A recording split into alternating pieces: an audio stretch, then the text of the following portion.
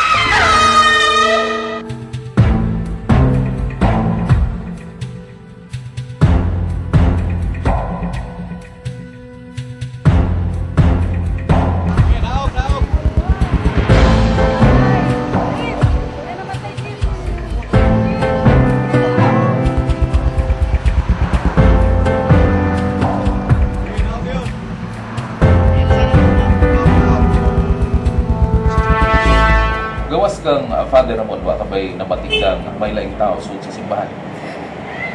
Wa man, sir. Pagsud na ako, nakulat na lang ko kay ako na nakita si Father Ramon nga nagbuyo og nagkadugo. Wa gilaing tao din ikaw ra? Wa lagi gid, sir. Nihapit lang ta ko din kay mo. Mudagkot lang unta ko mga pisal. Pero ako lang nakita si Father Ramon nga patay na. Luisa! Amen! Amen, si Father Ramon patay na! Ha? Si Father Ramon patay na! Ginoo ko!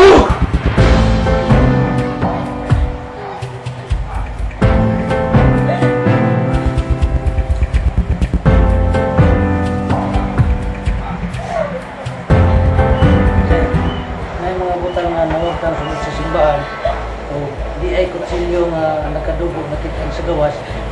Posible nga mo na yung motivate kung gamit. Sige, hipusa sana. Kunya ayaw sa pasudli ang simbahan. Ang tudita mahumanukuha kung yung mga ebidensya.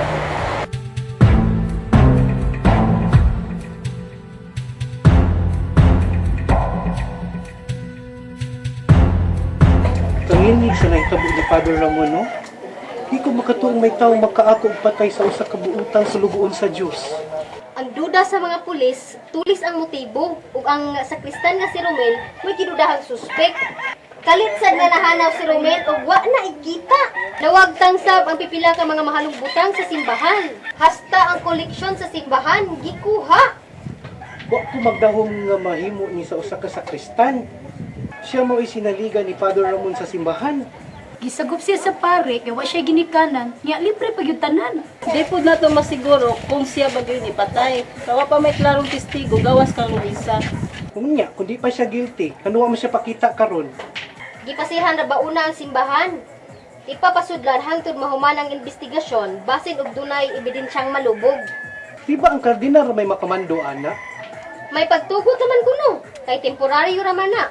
Ang nakapait, kay kita musimba dito pas pikas lungsod. Uy, si Hamin ay! Bayamin, apit una! Ngano bay? Kumusta na mas Luisa? Medyo nasyak palagi. Siyam good mismo may nakakita sa patay lawas. Kani pong pulis, sige sukit-sukit. Naluwag ko sa asawa. So, kung ta si labot ani, apilon sa investigasyon. Siya magoy murag star witness ba? Mao lagi. Sige bay, maulis ako kay nagbabot si Luisa og mga bata. Sige hamin, ayo-ayo.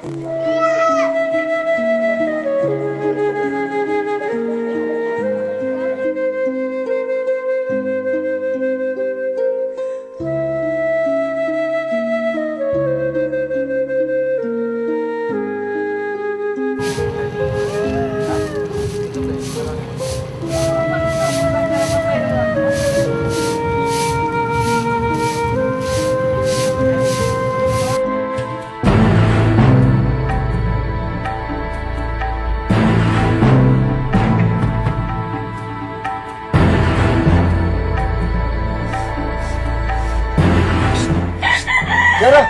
Clara! Romel! Ginay mo tingog. Ay, ito sa mga istorya. Sila si Tio Tia. Asa? O sila din eh. Ako raw sa nabilinto sila sa inuwaan. Romel, nakadungo ko balita sa radyo. Tinuod to, nga ikaw may suspect sa pagpatay sa inyong pare? Tinuod ba ni Romel? Tinuod ba?